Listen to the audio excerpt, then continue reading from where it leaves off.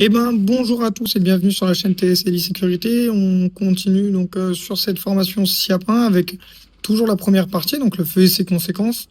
Mais on va voir aujourd'hui ensemble la fumée et ses dangers et les modes de propagation du feu.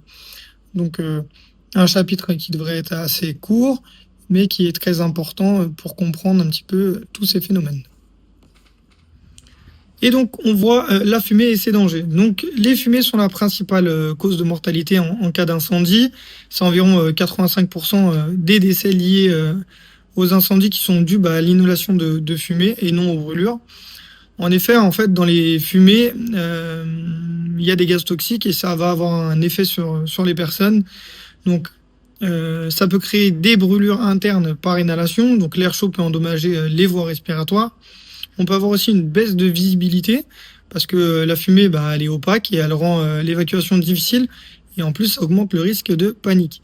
On a une diminution de la concentration d'oxygène qui peut engendrer une asphyxie rapide. On aura aussi la présence de gaz toxiques et corrosifs. Donc vous avez le dioxyde de carbone, le CO2. Mais c'est pas tout. Vous avez aussi l'acide chlorhydrique qui est très irritant et corrosif. Et vous avez aussi de l'ammoniac qui provoque de la toux, des douleurs et des larmoiements. En exemple concret, vous avez lors de la combustion une seule bouteille de PVC qui peut libérer jusqu'à 15 litres de vapeur d'acide chlorhydrique. Donc vous vous rendez compte des dégâts. L'effet des fumées, elles vont avoir aussi un effet sur l'incendie, sur son développement. Donc les fumées, elles sont pas que toxiques, elles jouent aussi un rôle actif dans l'évolution du feu. Propagation thermique par le phénomène de convection qu'on verra dans les modes de propagation tout à l'heure, mais c'est les fumées gaz chauds qui vont diffuser la chaleur vers les étages supérieurs et les zones éloignées. Vous avez un risque d'embrasement ou d'explosion.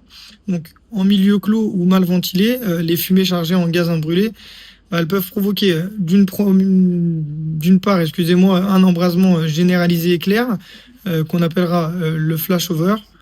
Vous avez également le risque d'explosion de fumée, donc le backdraft, c'est s'il y a un apport d'oxygène qui survient subitement ou brusquement, peu importe. Dans l'idée, c'est que vous avez une pièce qui est hermétique et qui est close, qui se charge en fumée et gaz chaud, et lorsque on va casser une vitre ou ouvrir une porte brusquement, on va avoir ce phénomène de backdraft qui peut surgir et qui a des effets assez néfastes.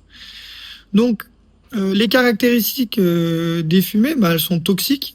Elles créent l'intoxication, la suffocation et le décès. Elles sont opaques. Donc, on aura une perte de visibilité, de désorientation et de panique. Elles sont envahissantes et mobiles parce qu'il y a une propagation qui est rapide à tous les niveaux. Elles sont rayonnantes par la propagation thermique et le risque de déclenchement secondaire. Donc ça veut dire qu'on peut avoir un autre départ de feu dû à ces fumées. Et elles sont inflammables et explosives. Donc il y a un risque d'explosion, donc de backdraft ou de flash. Et donc les modes de propagation du feu. Donc on a différents modes de propagation. Donc on aura la convection. La convection, donc c'est la propagation de la chaleur par les fumées et gaz chauds.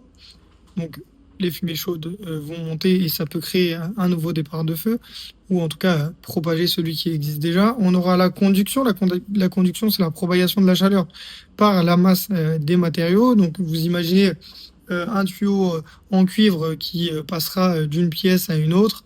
En fait, on aura un transfert de chaleur qui va être fait et donc qui va potentiellement créer un départ de feu de l'autre côté.